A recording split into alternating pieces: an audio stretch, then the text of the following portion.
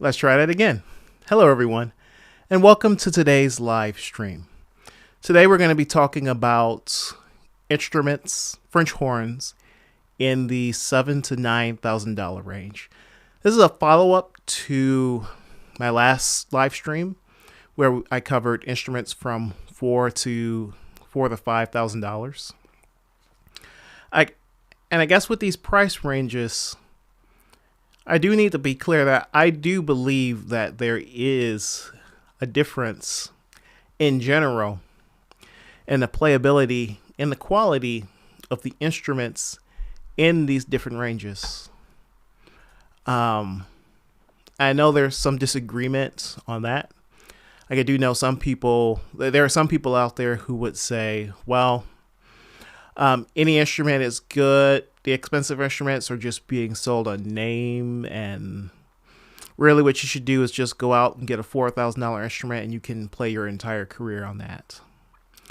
And I guess I just have to say that I completely disagree with that sentiment. Now, I know I'm a horn seller, so that might, you can say, I'm biased or anything like that. But really, I am a horn seller, but honestly, I see myself more as a horn geek. I just really like talking about French horns and playing them and talking to other people about them. Like, my goal is not to just upsell you or anybody unnecessarily, but you do get more for the $7,000 to $9,000 range than you do for a horn in the $4,000 to $5,000 range. And what are those differences? It comes down to the sound. I've said it before on these live streams, and I'll say it again. Everything we do is about sound. You know what? It says that there are 0 people watching me right now. So let me just double check to make sure everything is actually working. Okay.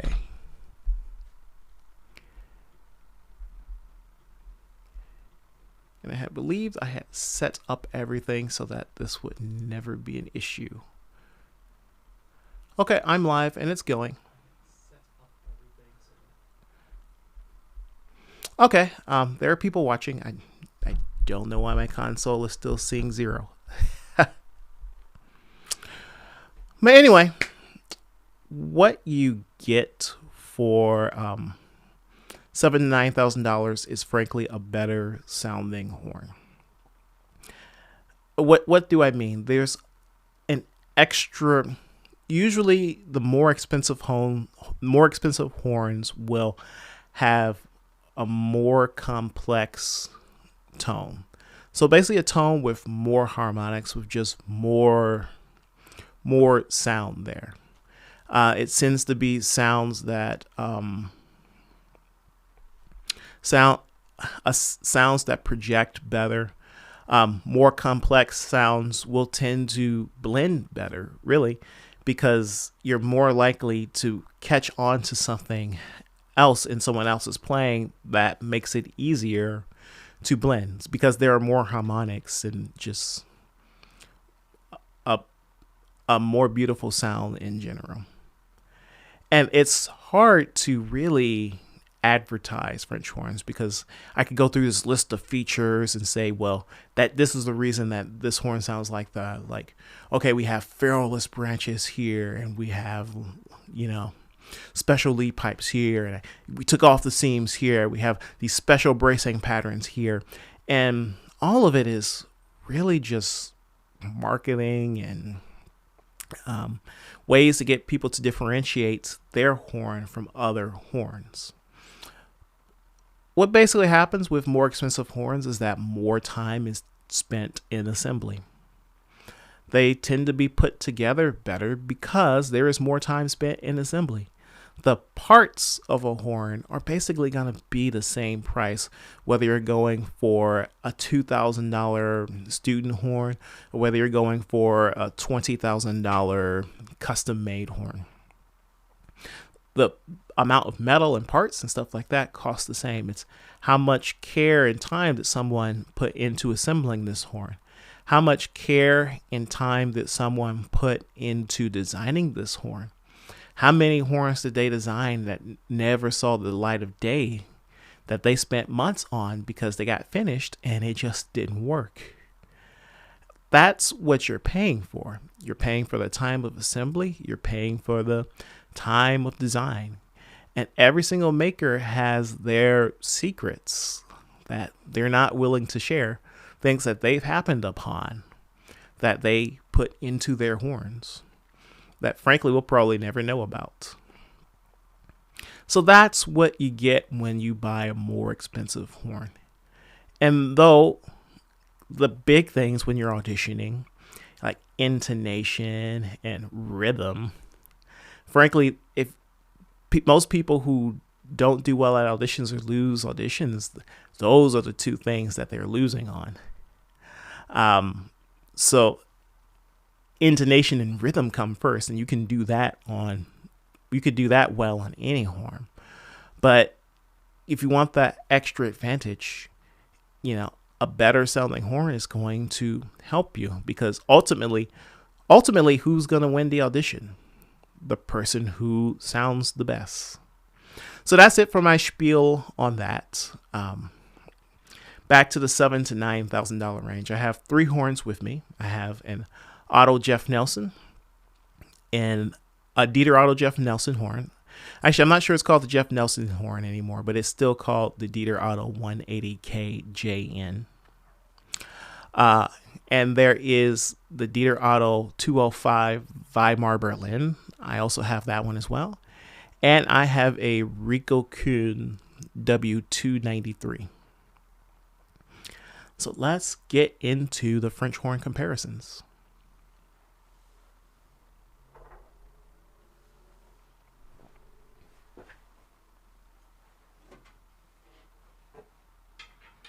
I'll start off with the Dieter Otto 205 Weimar Berlin. If we take a look here,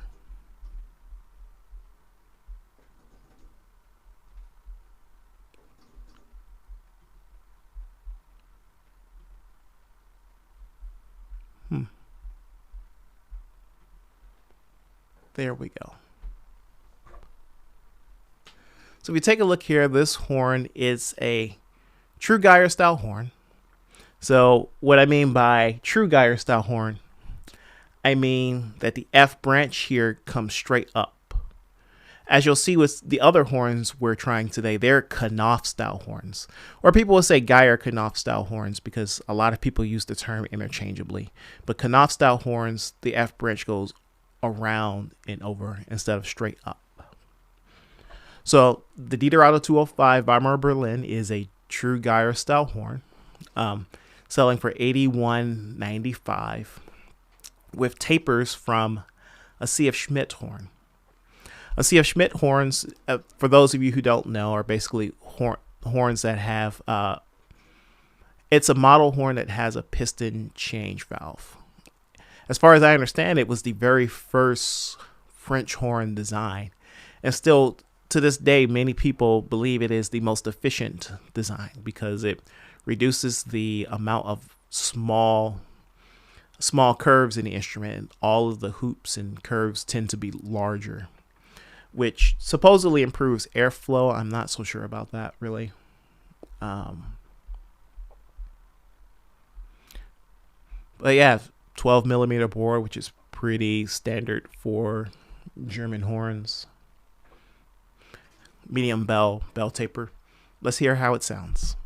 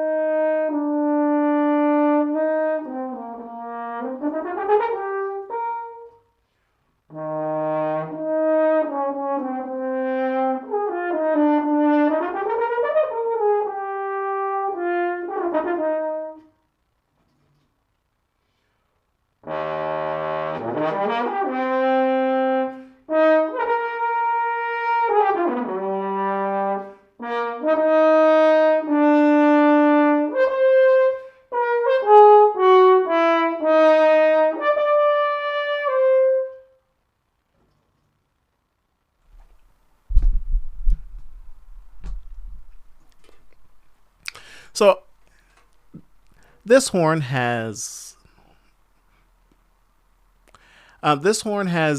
what I would call like a milky sound, a thicker sound. I I actually like it quite a bit. It feels pretty pleasant. Um, it's it's not as open as a sound as I found on other instruments, so it's a little veiled, but still within the box. It's not too veiled. Overall, I think it's a great horn, but let's try it in comparison to something else, because again, that's you can really only compare horns in comparison to other horns. It's hard to evaluate individually. Also, even though my chat still says 0 people here, I just want to open it up to everyone. We can talk about not just these horns, but if you have any questions about French horns in general, or just other French horns you have questions about, maybe a horn you've had your eye on, maybe just a question about the French horn you already own, just a French horn you're curious about, go ahead and ask that question and let's chat. Last live stream I did had a very active chat, and say that was a lot of fun for everyone. I think it was a lot of fun for everyone.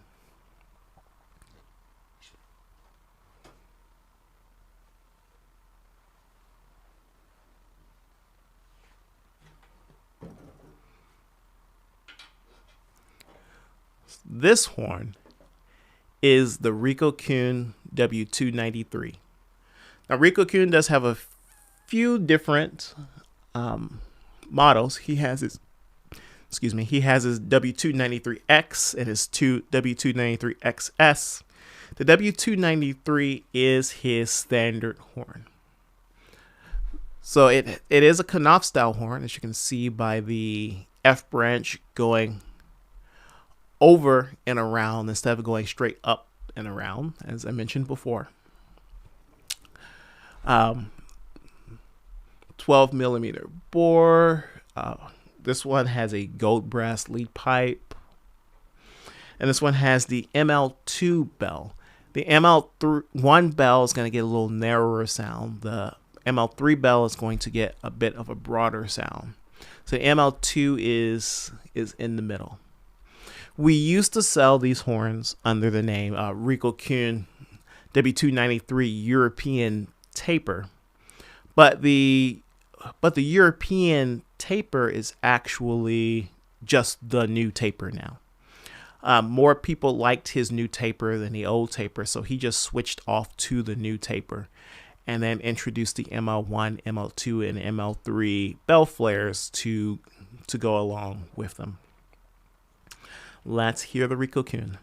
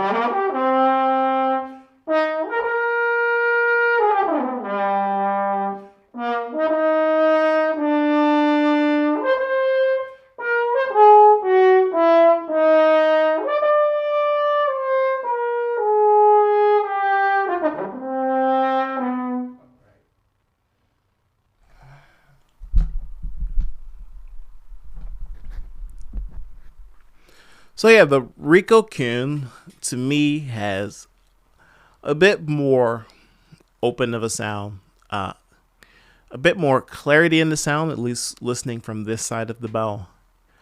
I'll just be honest with you.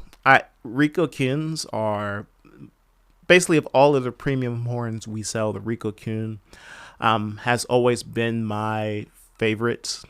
Um, I really like the horns. I really like the way they play. I really like the way they handle. I mean, we have a lot of other good horns, but uh, I like the Ricco Kühn so much. I've actually ordered one of the W293 innovation models that's coming next year for myself. So I'm really looking forward to that. I ordered it with, instead of the standard gold brass lead pipe, I ordered mine with a nickel silver lead pipe. Thinking just to add a little bit more, little bit more sparkle to the sound I found with the nickel silver pipe. And I'm going to be going for the ML3 bell just to get the sound just to be a little larger and a little broader. But yeah, I can guarantee you'll be seeing a video about that horn when it comes in. But that's the Ricco Kühn. Now let's try it against the Dieter Otto 180K JN.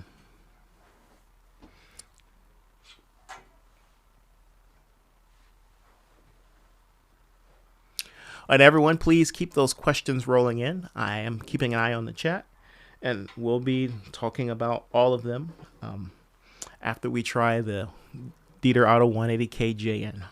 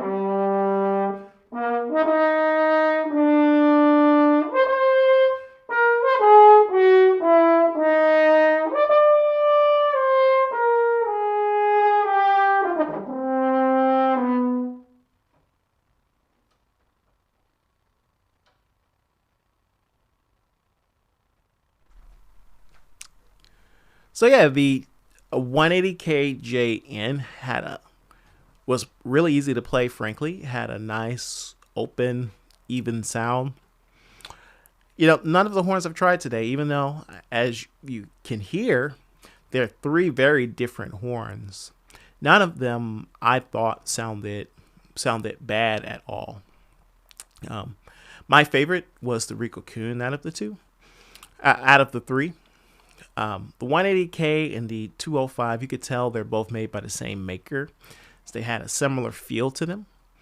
But the 205, again, had like a thicker, slightly more veiled sound, while the 180K JN was a bit more open and lively. So yeah, that's a comparison of horns in the $7,000 to $9,000 range. Now let's get to some questions, and let's talk a little bit more about who the $7,000 to $9,000 range is for, and whether you ever need to go higher than that. So we have Edgar Joe heading to your shop today to try horns. What are horns you would recommend for a more direct sound, somewhere in the $4,000 to $6,000 range? If you want a horn with a direct sound, the most direct sounding horn that we have in that range is going to be the XO 1650. That's a brand new horn to our shop. I did a review of it a few videos ago. It is a very, very direct direct sound. Um, Other options you have in that range. The other horn you should be looking at would be the Yamaha 671D. That also has a bit more of a direct sound. I guess between the XO and the Yamaha, I would probably trend to recommending the Yamaha because it's direct but a little rounder sound than the XO. But when you come in, you'll be able to see which one of those works best for you, because something that sounds good for me and my buzz is not necessarily going to be what sounds best for you. But that's my opinion on those horns. Another one from a guy named Zell. I wanted to ask if all Yamaha horns have such sticky keys. I feel like I enjoy the sound of Yamaha horns, but the ones I've played seem like they have sluggish keys. Are they all like this? Yes, they are. Yamahas just have very heavy key action. In fact, a lot of customized Yamaha horns, often technicians will take the springs and lighten the spring tension. So that way they become a little lighter. But in general, the length of from our high school physics class, the length of the paddles are a little shorter on the Yamahas. So that means it takes just a little bit more effort to press them down, and so they don't feel as light as many other horns. Still very usable, but they're not light feeling keys, that's for sure. Okay. There you go. You like the 180K the most. Thank you. If anyone else, I'd love to hear which of the three horns I just played that you like the sound of the most. And I'm seeing nothing from Facebook here. So now I need to check to see if Facebook is running or if this live stream has become a YouTube exclusive. But I'm not going to do it on stream here. It's live now. No, Facebook is going. Okay, it looks like I'm not missing any. No, Facebook is going. It looks like I'm not missing any chat from there. Okay. So for the $7,000 to $9,000 range, a lot of people, a lot of professionals, they tend to go for more expensive premium horns. They go for the $15,000, $16,000, $17,000 Bergs and Hills and Rauchs. And while those are very nice horns, and I do own a Medlin as my primary double horn right now, which is a horn that goes for about $15,000. I think once you get to $7,000 to $8,000, you stop getting more for your money. So frankly, I don't think a $15,000 horn is going to be objectively any better than a $9,000 horn. That's what I mean. Now, they are going to be different, just as horns from different makers are different. And the main reason for the price difference is that those really expensive horns tend to be made by solo makers, where there's just one person who is spending a month or a month and a half making your horn. And because one person making a horn is so labor intensive, they have to charge you a lot. They're not getting rich off of those horns. It's just when you spend a month and a half building a horn, when you get to parts and labor, that horn's going to cost $15,000. If you want to eat, that's what it's going to cost. While horns in the $7,000 to $10,000 or $11,000 range tend to be more workshop made horns. So they're still handmade, just as handmade as the custom horns. But instead of one person making your horn, there's more likely 2 or 3 people making your horn.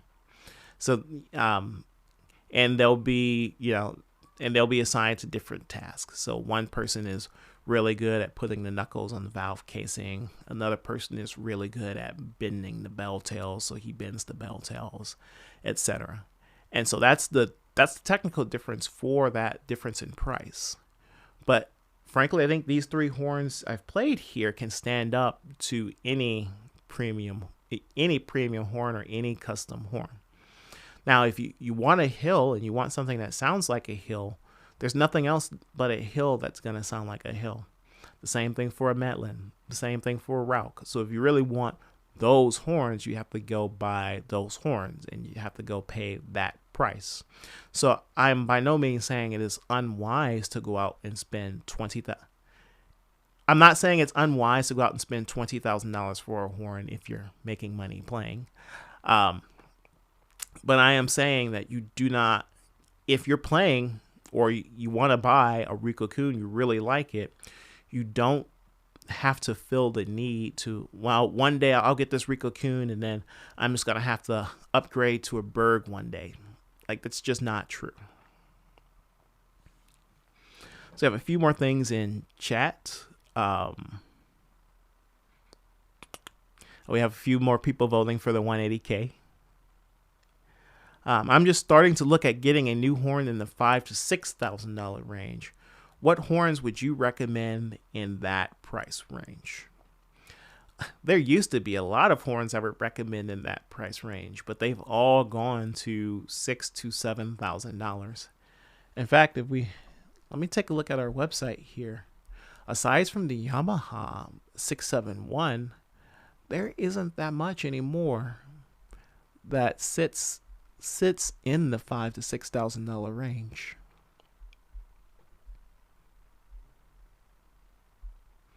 The Con 11 DES, I would not recommend that horn at all. There are some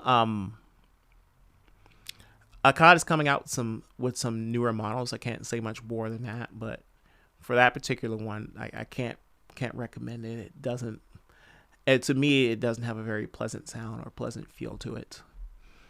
So yeah, there's the Yamaha 671 and there's the Paxman Series 4. And between those two horns, I'd probably go with the Yamaha 671D.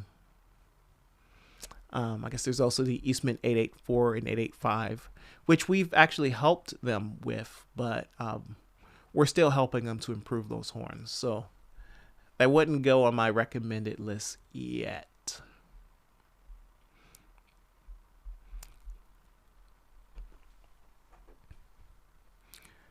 Okay. What about the $6,000 to $7,000? Okay, now we get into the $6,000 to $7,000 range. We start to get way more choice. So we have horns like the Hans Hoyer G10,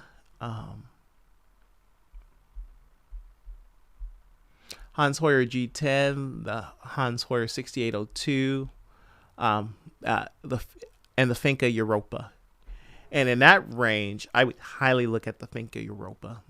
It is very easy to play. It has a very pleasant round sound. It is a German-made, handmade horn in Finca's workshop. It's in the class of horns that should be about $1,000 to $2,000 more than it. Not really $2,000 to $3,000 more than it actually sells for. So that would be my recommendation in that price range. If you're looking for a more compact sound, because the Europa does have, the Europa is a pretty large sound. If you're looking for something a bit more compact, the Hans Hoyer G10 would be a good choice. Okay, that seems to be it for chat right now. So, we have one more. What about the Varus horns? How are the valves on them? Can you describe the sound in comparison to a Con? I'm assuming you're talking about a Con 8D. So in comparison to a Con 8D, it's going to be, the Varus horns are going to have a far more compact, far more direct sound. The Con 8D is a very, very large horn, very broad, big, velvety sound. The Varus horns are not as compact as like the horns that I've tried here today, but it's going to be, it is going to sound more like a traditional Geyer Knopf style horn. And I would say the valves on them are quite nice. We made sure that we didn't make the same mistake with the short valves on the Yamaha horns. So there's enough room for them to be easy to press. And the various horns, when they get into our workshop, we finish the valves ourselves. So Chris Reddick and Dennis Houghton, and they all look at the valves and correct them and make sure that they feel good. So yes, I would say the valves on those horns are good and not going to be like the Yamaha. All right, let's do one more quick comparison on these horns, and then actually I've got to run because we're in the middle of a very busy day at the shop. And it's busy because it's Thanksgiving week and we have our Black Friday sale on. So if you're looking to buy a horn, as long as it's over $3,000, you can get a $500 gift card with the horn. That ends on Monday. Most of the horns I've played don't come with a case. So if you want to think of it as buy a horn, get a free case, you can do that too. You buy a horn, get a gift card, and use that gift card for a case of your choice.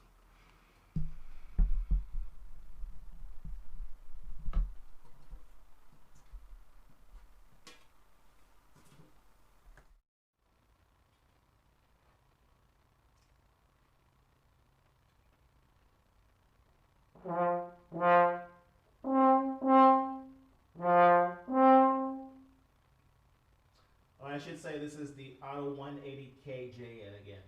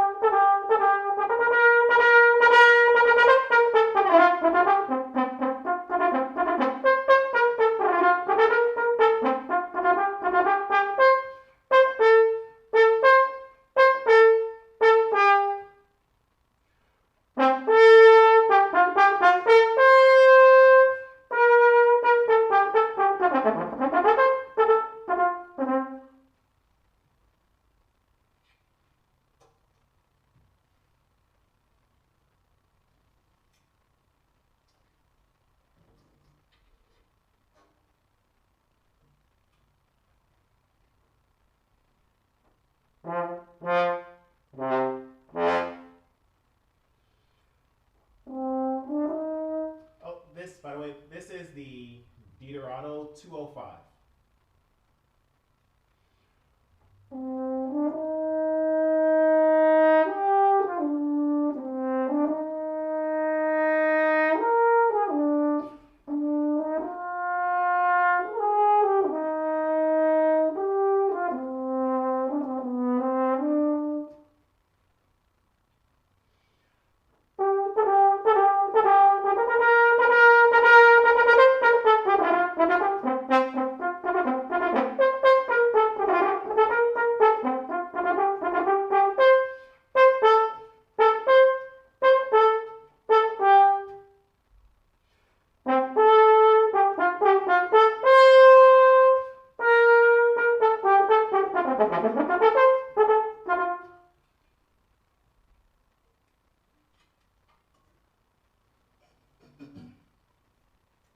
And the Ricco Kühn.